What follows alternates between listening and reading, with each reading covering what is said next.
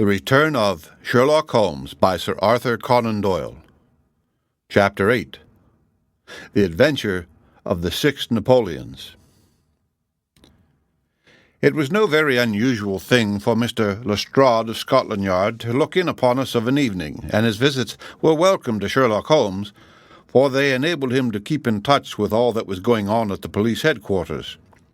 In return for the news which Lestrade would bring, Holmes was always ready to listen with attention to the details of any case upon which the detective was engaged, and was able occasionally, without any active interference, to give some hint or suggestion drawn from his own vast knowledge and experience. On this particular evening, Lestrade had spoken of the weather and the newspapers. Then he had fallen silent, puffing thoughtfully at his cigar. Holmes looked keenly at him. "Anything remarkable on hand?" he asked. "Oh, no, Mr. Holmes, nothing very particular." "Then tell me about it." Lestrade laughed. "Well, Mr. Holmes, there is no use denying that there is something on my mind, and yet it is such an absurd business that I hesitated to bother you about it. On the other hand, although it is trivial, it is undoubtedly queer, and I know that you have a taste for all that is out of the common. But in my opinion, it comes more in Dr. Watson's line than ours." "Disease?" said I. "Madness, anyhow, and a queer madness, too. You wouldn't think there was anyone living at this time of day who had such a hatred of Napoleon I that he would break any image of him that he could see." Holmes sank back in his chair. "That's no business of mine," said he. "Exactly, that's what I said. But then, when the man commits burglary in order to break images which are not his own, that brings it away from the doctor and on to the policeman." Holmes sat up again. "Burglary? This is more interesting. Let me hear the details." Lestrade took out his official notebook and refreshed his memory from its pages. "The first case reported was 4 days ago," said he. "It was at the shop of Morse Hudson, who has a place for the sale of pictures and statues in the Kennington Road. The assistant had left the front shop for an instant when he heard a crash, and, hurrying in, found a plaster bust of Napoleon which stood with several other works of art upon the counter, lying shivered into fragments. He rushed out into the road, but, although several passers-by declared that they had noticed a man rushed out of the shop, he could neither see anyone nor could he find any means of identifying the rascal. It seemed to be one of those senseless acts of hooliganism which occur from time to time, and it was reported to the constable on the beat as such. The plaster cast was not worth more than a few shillings, and the whole affair appeared to be too childish for any particular investigation. The second case, however, was more serious and also more singular. It occurred only last night. In Kennington Road, and within a few hundred yards of Morse Hudson's shop, there lives a well-known medical practitioner named Dr. Barnicot, who has one of the largest practices upon the south side of the Thames. His residence and principal consulting room is at Kennington Road, but he has a branch surgery and dispensary at the Lower Brixton Road 2 miles away. This Dr. Barnicot is an enthusiastic admirer of Napoleon, and his house is full of books, pictures, and relics of the French emperor. Some little time ago he purchased from Morse Hudson 2 duplicate plaster casts of the famous head of Napoleon by the French sculptor Divine. One of these he placed in his hall in the house at Kennington Road, and the other on the mantelpiece of the surgery at Lower Brixton. Well, when Dr. Barnicot came down this morning, he was astonished to find that his house had been burgled during the night, but that nothing had been taken save the plaster head from the wall. It had been carried out and had been dashed savagely against the garden wall, under which its splintered fragments were discovered. Holmes rubbed his hands. "This is certainly very novel," said he. "I thought it would please you, but I have not got to the end yet. Dr. Barnicot was due at his surgery at 12 o'clock, and you can imagine his amazement when, on arriving there, he found that the window had been opened in the night, and that the broken pieces of his second bust were strewn all over the room. It had been smashed to atoms where it stood. In neither case were there any signs which could give us a clue as to the criminal or lunatic who had done the mischief. Now, Mr. Holmes, you have got the facts." "They are singular, not to say grotesque," said Holmes. "May I ask whether the two busts smashed in Dr. Barnicot's rooms were the exact duplicates of the one which was destroyed in Morse Hudson's shop?" "They were taken from the same mould." "Such a fact must tell against the theory that the man who breaks them is influenced by any general hatred of Napoleon. Considering how many hundreds of statues of the great emperor must exist in London, it is too much to suppose such a coincidence as that a promiscuous iconoclast should chance to begin upon 3 specimens of the same bust." "Well, I thought as you do," said Lestrade. "On the other hand, this Morse Hudson is the purveyor of busts in that part of London, and these 3 were the only ones which had been in his shop for years. So although, as you say, there are many hundreds of statues in London, it is very probable that these 3 were the only ones in that district. Therefore, a local fanatic would begin with them. What do you think, Dr. Watson?" "There are no limits to the possibilities of monomania," I answered. "There is the condition which the modern French psychologists have called the idée fixe, which may be trifling in character and accompanied by complete sanity in every other way.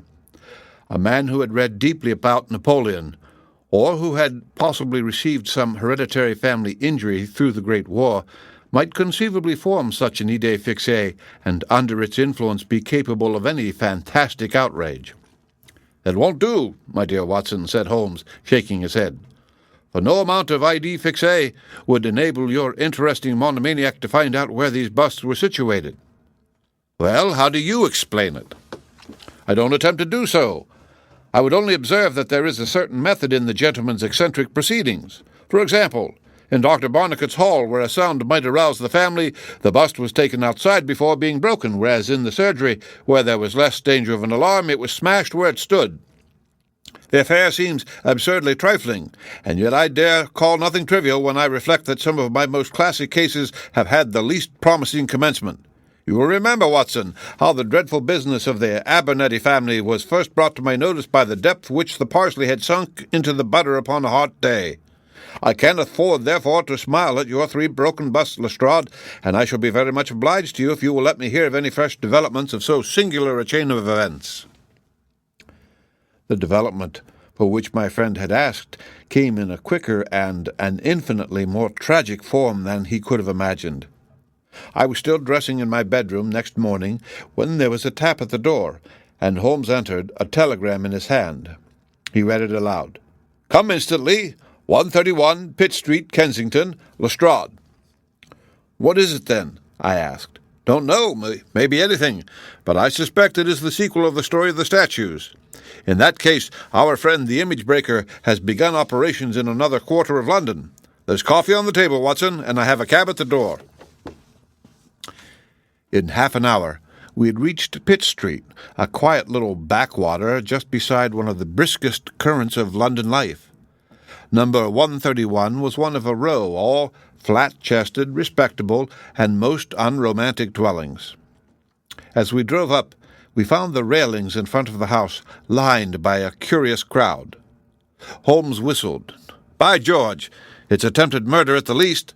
Nothing less will hold the London message boy. There's a deed of violence indicated in that fellow's round shoulders and outstretched neck. What's this, Watson? The top step's swilled down and the other one's dry.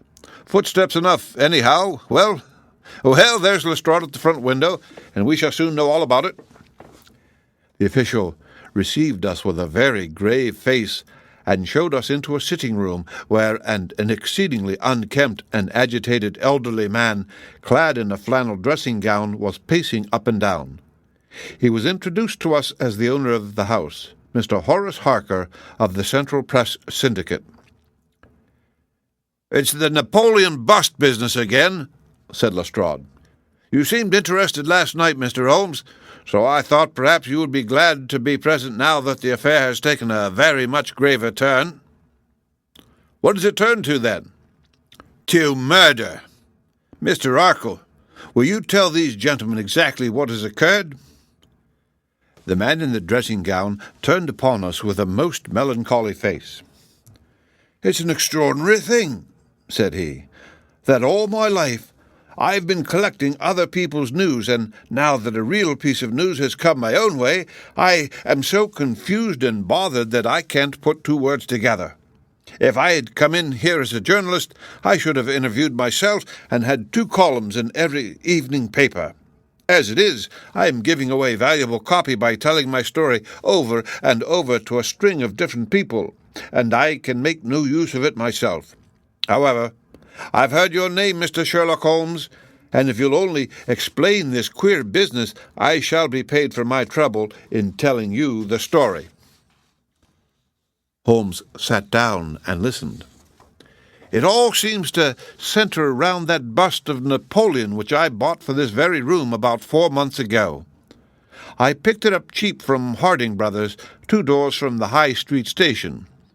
A great deal of my journalistic work is done at night, and I often write until the early morning.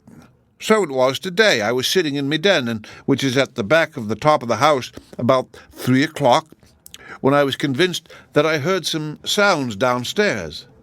I listened, but they were not repeated, and I concluded that they came from outside.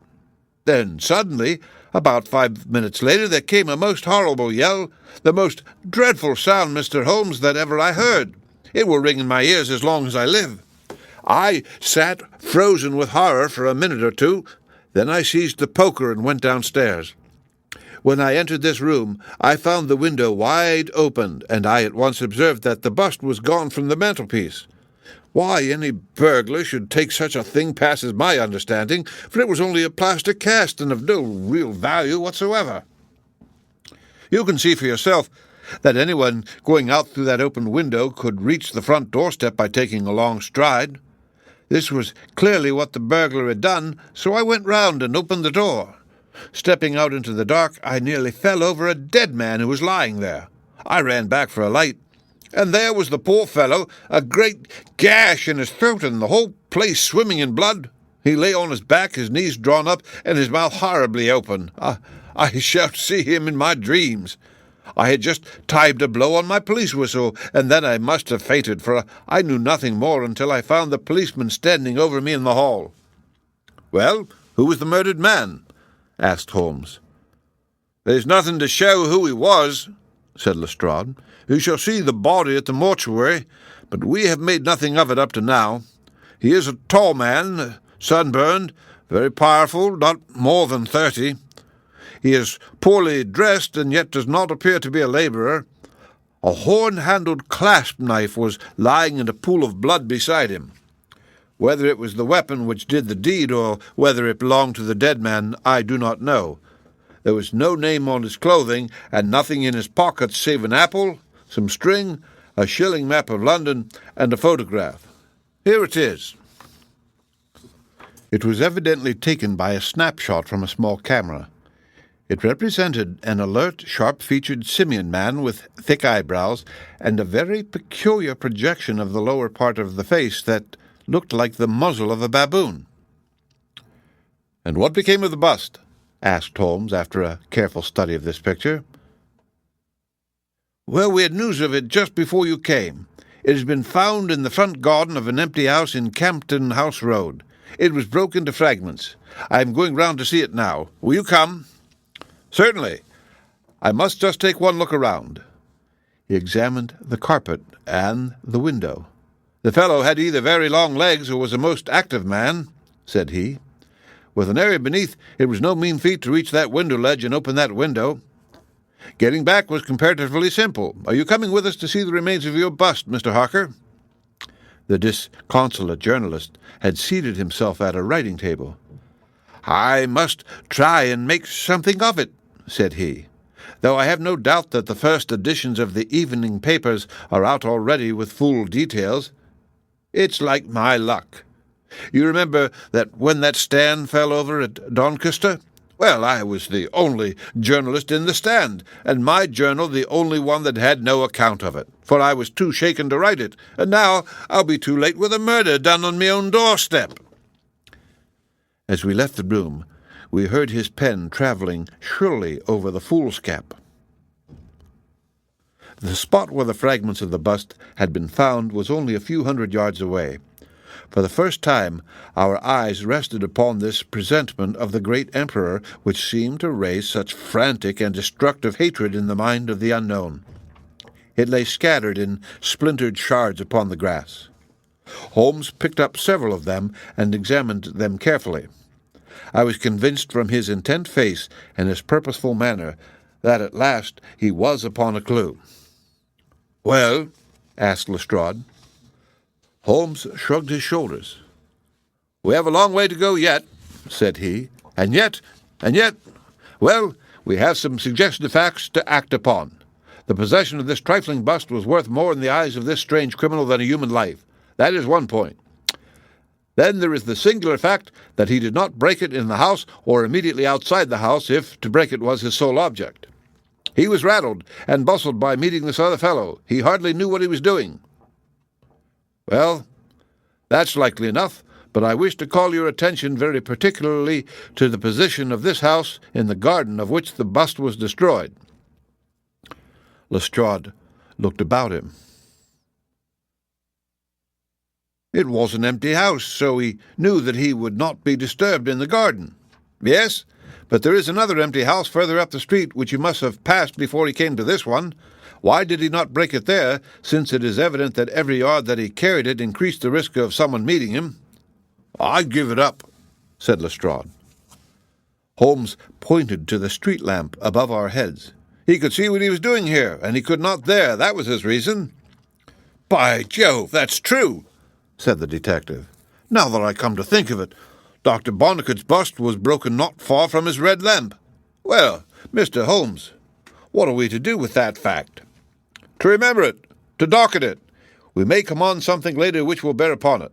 What steps do you propose to take now, Lestrade?" "The most practical way of getting at it, in my opinion, is to identify the dead man. There should be no difficulty about that.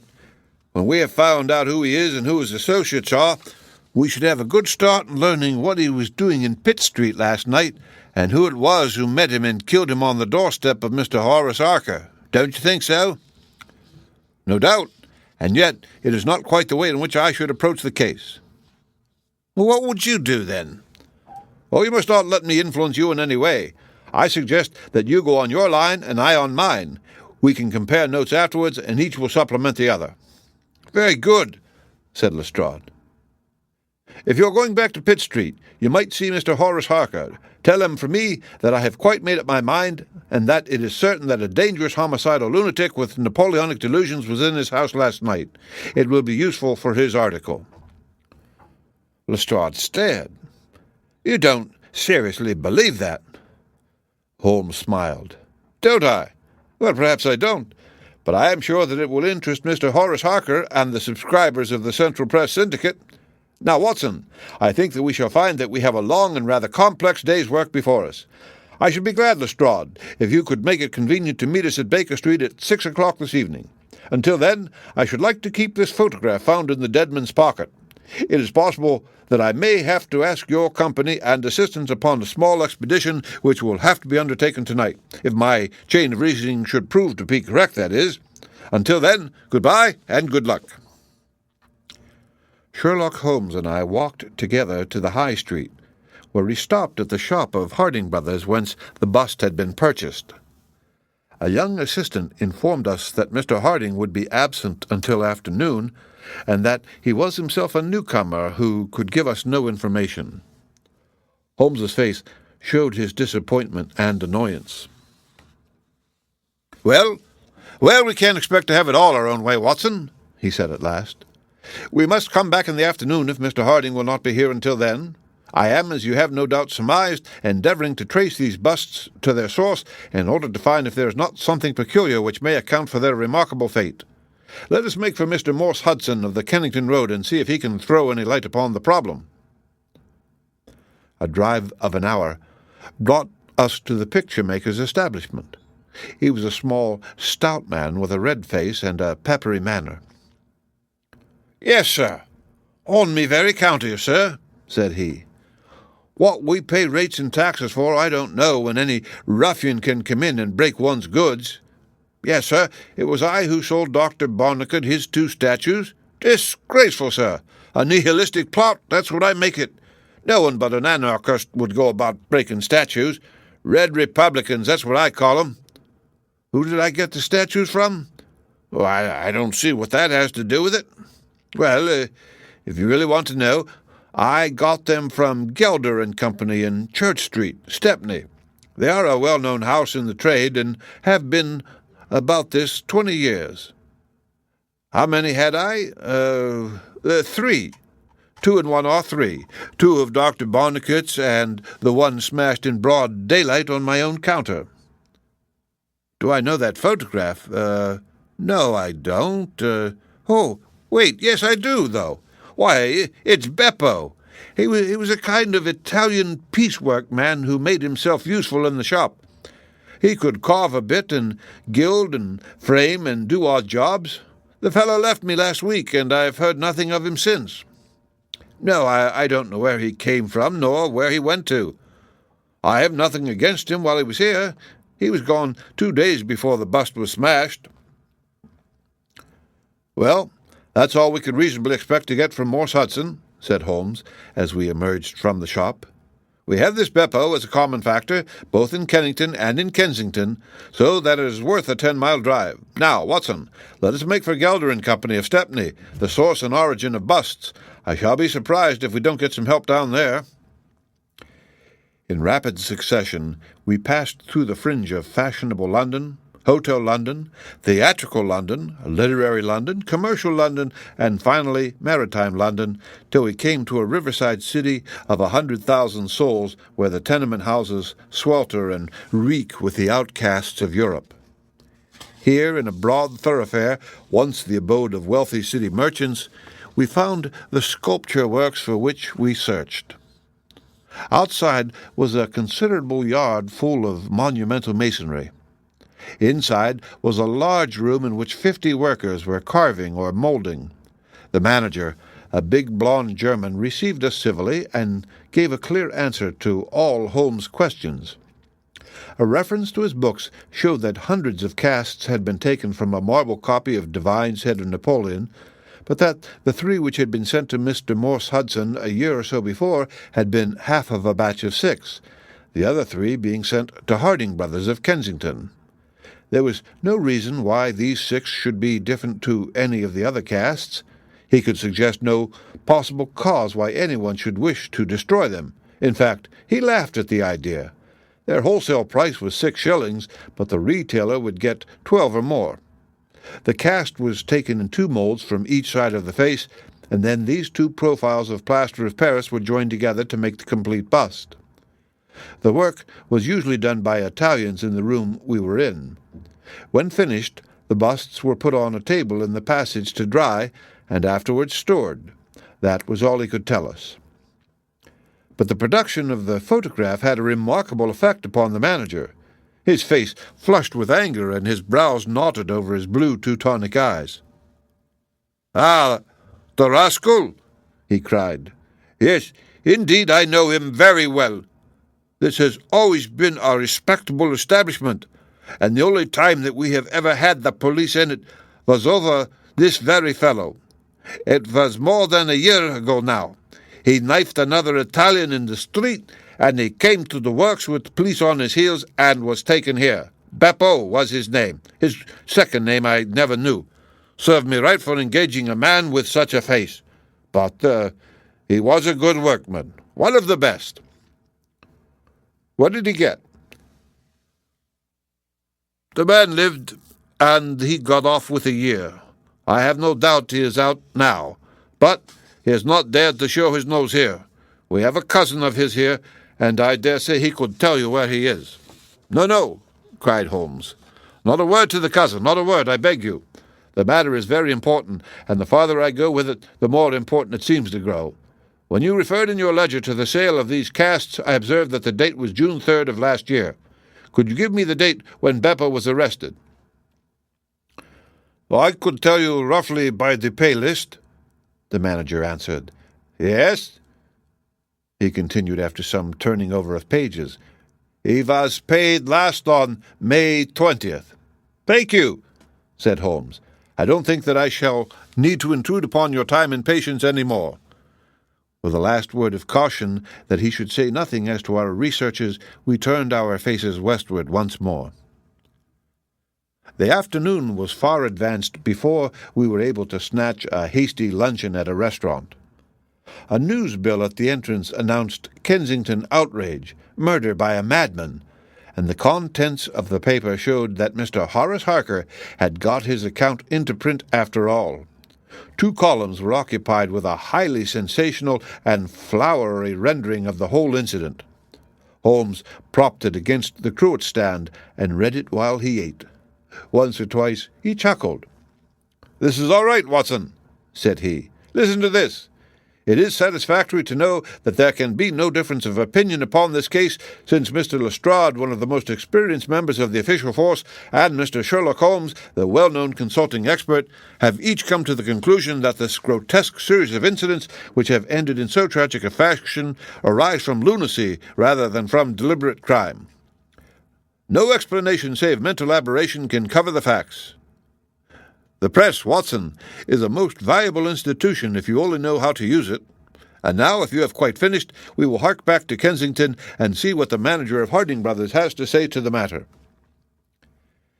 The founder of that great emporium proved to be a brisk, crisp little person, very dapper and quick, with a clear head and a ready tongue. "Yes, sir. I have already seen the account in the evening papers. Mr. Horace Harker is a customer of ours. We supplied him with the bust some months ago. We ordered 3 busts of that sort from Gelder and Company of Stepney. They're all sold now." "To whom?" "Oh, I dare say by consulting our sales book we could very easily tell you." "Yes, we have the entries here. 1 to Mr. Harker, you see, and 1 to Mr. Josiah Brown of Laburnum Lodge, Laburnum Vale, Chiswick, and 1 to Mr. Sandiford of Lower Grove Road, Reading." "No, I have never seen this face which you show me in the photograph. You would hardly forget it now, would you, sir, for I've seldom seen an uglier." "Have we any Italians on the staff?" "Oh, yes, sir. We have several among our work people and cleaners. I dare say they might get a peep at that sales book if they wanted to. There is no particular reason for keeping a watch upon that book." Well, it's a very strange business, and I hope that you will let me know if anything comes of your inquiries." Holmes had taken several notes during Mr. Harding's evidence, and I could see that he was thoroughly satisfied by the turn which affairs were taking. He made no remark, however, save that, unless we hurried, we should be late for our appointment with Lestrade. Sure enough, when we reached Baker Street, the detective was already there, and we found him pacing up and down in a fever of impatience. His look of importance showed that his day's work had not been in vain. "Well," he asked, "what luck, Mr. Holmes?" "We've had a very busy day, and not an entirely wasted one," my friend explained. "We have seen both the retailers and also the wholesale manufacturers. I can trace each of the busts now from the beginning." "The busts!" cried Lestrade. Well, you have your own methods, Mr. Sherlock Holmes, and it is not for me to say a word against them, but I think I've done a better day's work than you. I have identified the dead man." "You don't say so." "And found the cause for the crime." "Splendid.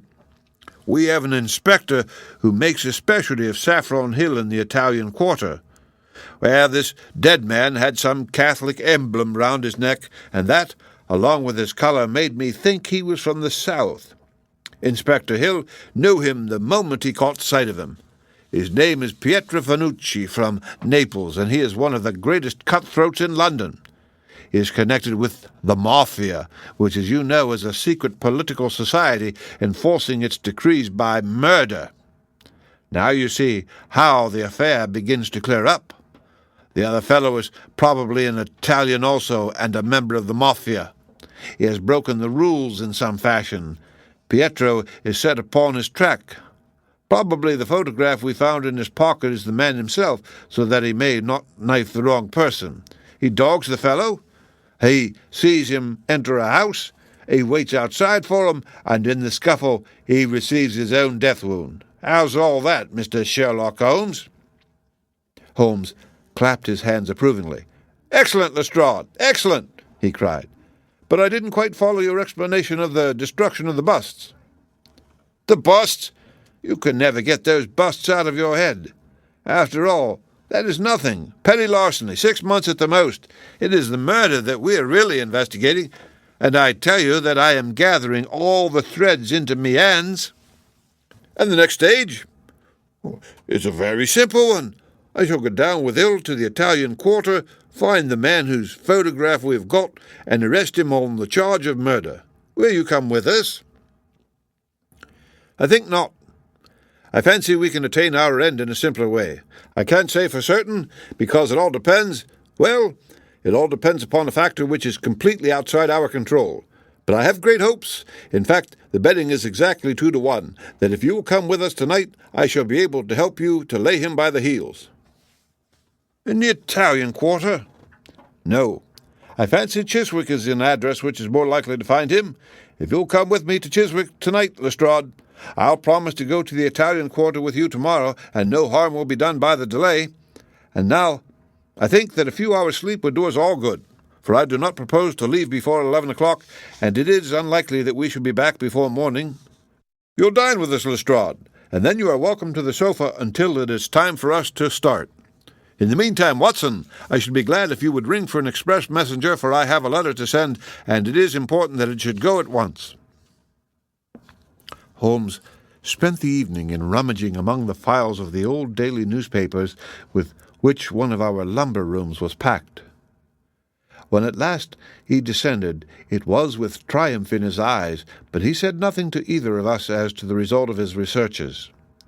For my own part, I had followed step by step the methods by which he had traced the various windings of this complex case, and though I could not yet perceive the goal which we would reach, I understood clearly that Holmes expected this grotesque criminal to make an attempt upon the 2 remaining busts, one of which I remembered was at Chiswick.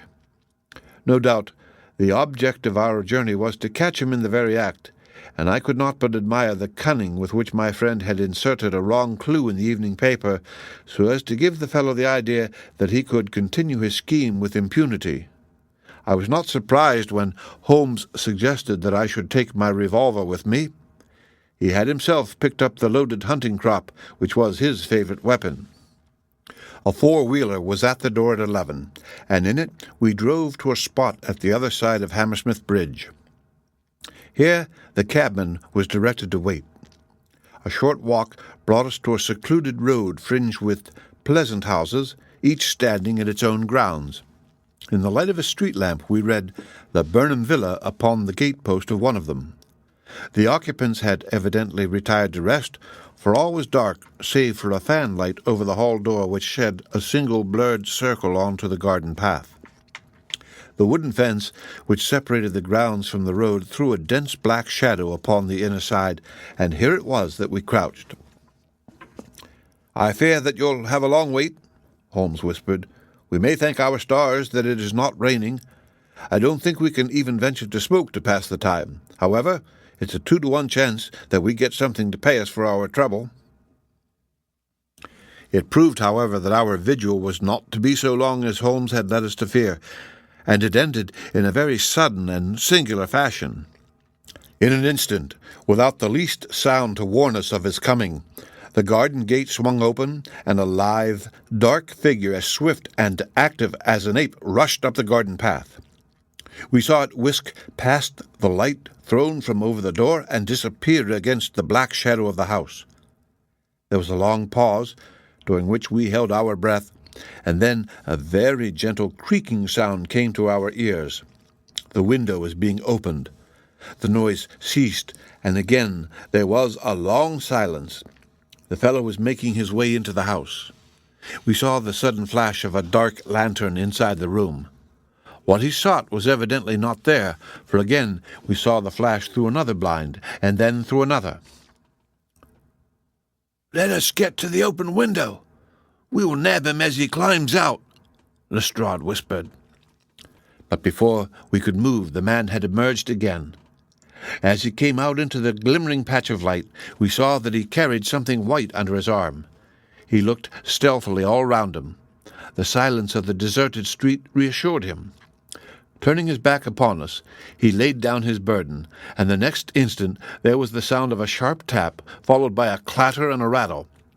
The man was so intent upon what he was doing that he never heard our steps as we stole across the grass plot. With the bound of a tiger, Holmes was on his back, and an instant later Lestrade and I had him by either wrist, and the handcuffs had been fastened. As we turned over, I saw a hideous, sallow face with writhing, furious features glaring up at us, and I knew that it was indeed the man of the photograph whom we had secured. But it was not our prisoner to whom Holmes was giving his attention. Squatted on the doorstep, he was engaged in most carefully examining that which the man had brought from the house. It was a bust of Napoleon, like the one which we had seen that morning, and it had been broken into similar fragments. Carefully, Holmes held each separate shard to the light, but in no way did it differ from any other shattered piece of plaster. He had just completed his examination when the hall lights flew up, the door opened, and the owner of the house, a jovial, rotund figure in shirt and trousers, presented himself. "Mr. Josiah Brown, I suppose?" said Holmes. "Yes, sir. And you, no doubt, are Mr. Sherlock Holmes? I had the note which you sent by the express messenger, and I did exactly what you told me. We locked every door on the inside and awaited developments. Well, I'm very glad to see that you have got the rascal. I hope, gentlemen, that you will come in and have some refreshment." However, Lestrade was anxious to get his man into safe quarters, and so within a few minutes our cab had been summoned, and we were all four upon our way to London.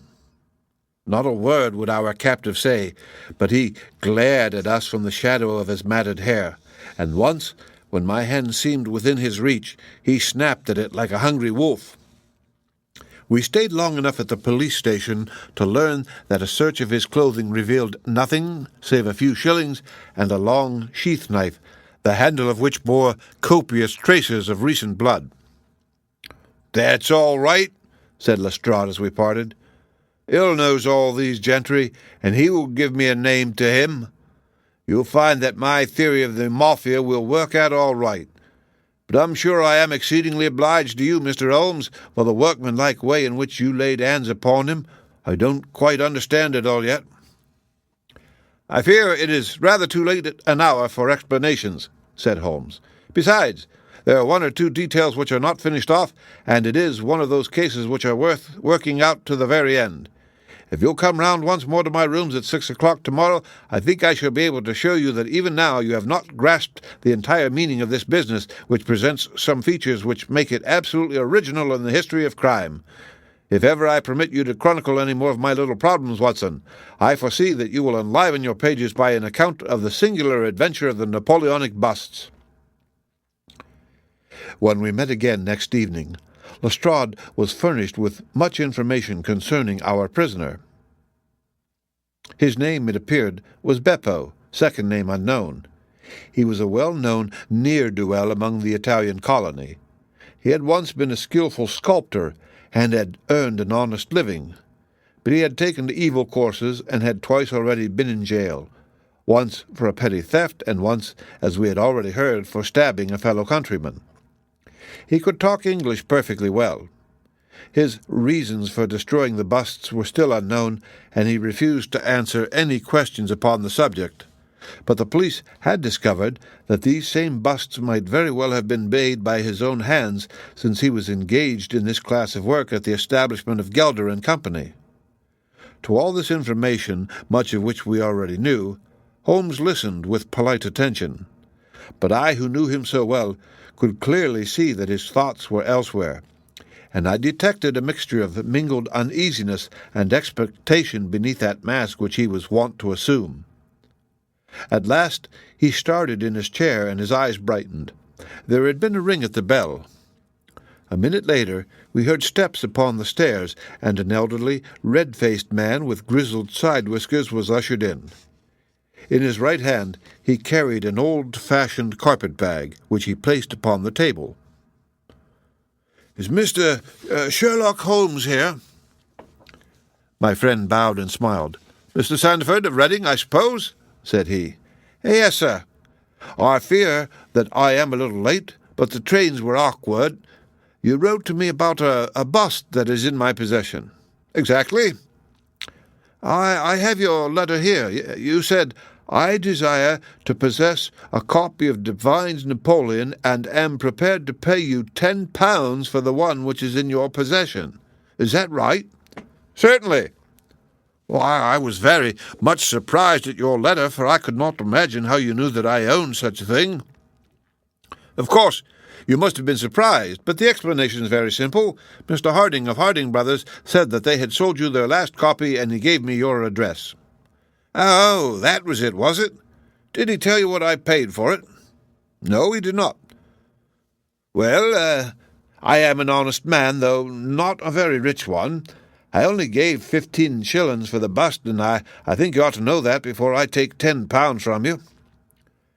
"I am sure the scruple does you honour, Mr. Sandford, but I have named that price, so I intend to stick to it." "Well, it is very handsome of you, Mr. Holmes. I brought the bust up with me as you asked me to do. Here it is." He opened his bag, and at last we saw placed upon our table a complete specimen of that bust, which we had already seen more than once in fragments. Holmes took a paper from his pocket and laid a £10 note upon the table. "You will kindly sign that paper, Mr. Sandford, in the presence of these witnesses. It is simply to say that you transfer every possible right that you ever had in that bust to me. I am a methodical man, you see, and you never know what turn events might take afterwards. Thank you, Mr. Sandford. Here's your money, and I wish you a very good evening." When our visitor had disappeared, Sherlock Holmes' movements were such as to rivet our attention. He began by taking a clean white cloth from a drawer and laying it over the table. Then he placed his newly acquired bust in the center of the cloth. Finally, he picked up his hunting crop and struck Napoleon a sharp blow on the top of the head.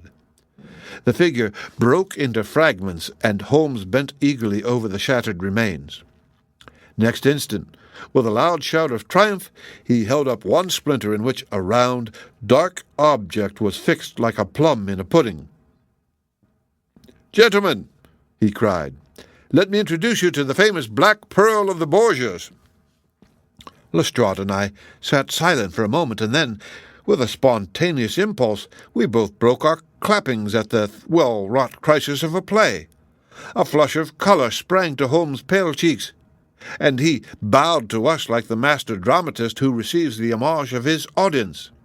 It was at such moments that, for an instant, he ceased to be a reasoning machine and betrayed his human love for admiration and applause.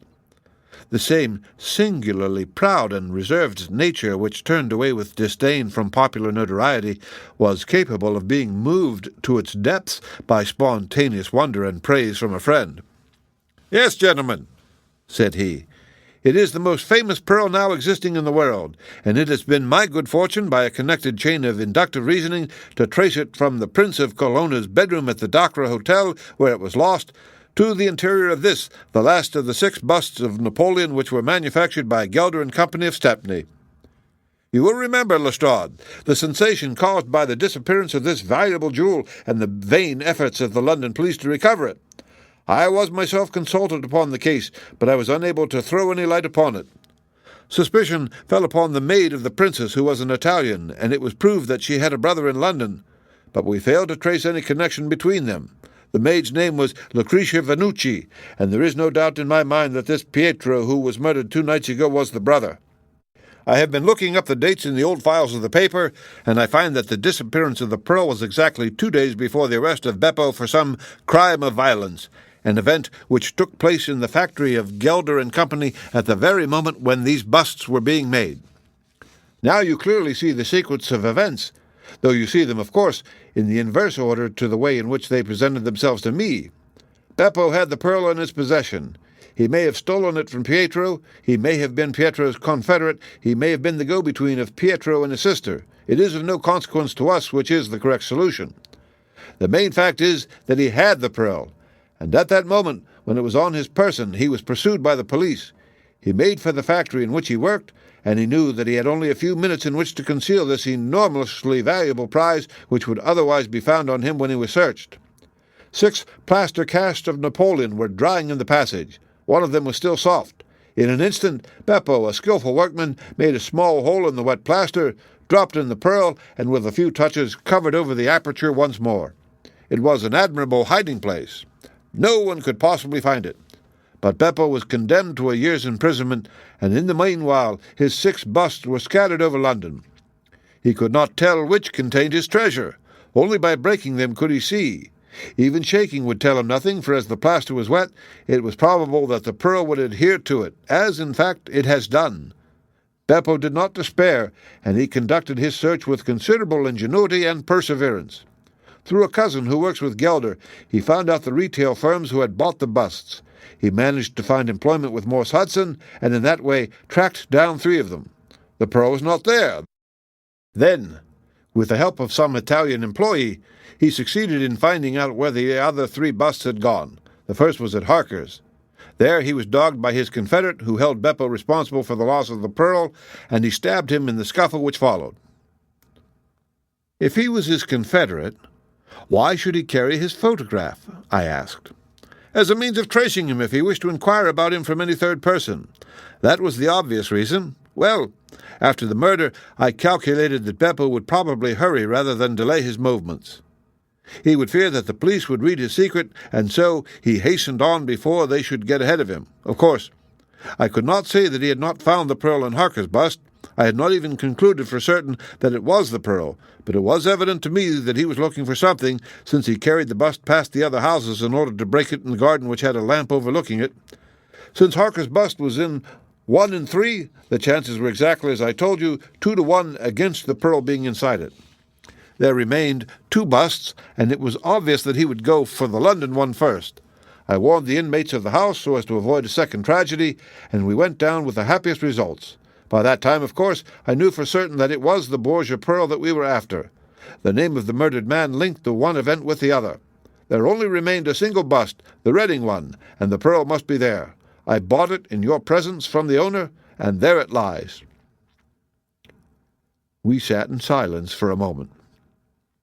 "Well," said Lestrade, "I've seen you handle a good many cases, Mr. Holmes, but I don't know that I ever knew a more workmanlike one than that. We're not jealous of you down at Scotland Yard. No, sir. We're very proud of you, and if you come down tomorrow, there's not a man, from the oldest inspector to the youngest constable, who wouldn't be glad to shake you by the hand." "Thank you," said Holmes. "Thank you." And as he turned away, it seemed to me that he was more nearly moved by the softer human emotions than I had ever seen him. A moment later, he was the cold and practical thinker once more. "Put the pearl in the safe, Watson," said he, "and get out the papers of the Conk-Singleton forgery case. Goodbye, Lestrade. If any little problem comes your way, I shall be happy, if I can, to give you a hint or 2 as to its solution." The end of Adventure 8. Read by Rick Kistner for Lit2Go on the web at fcit.usf.edu.